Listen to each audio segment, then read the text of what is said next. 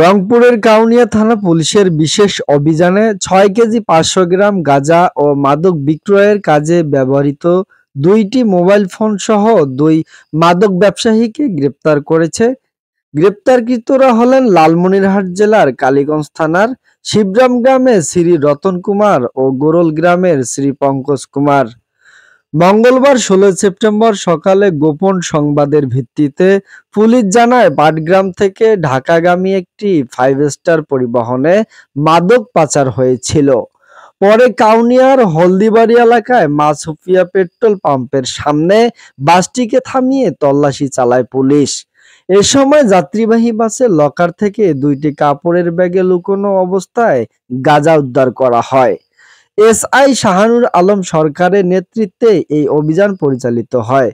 ঘটনাস্থলে জব্দ তালিকা প্রস্তুত করে আইনগত ব্যবস্থা গ্রহণ করা হয়েছে।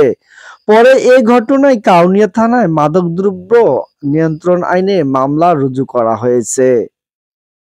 ডিএসবি নিউজ, আসলাম খান।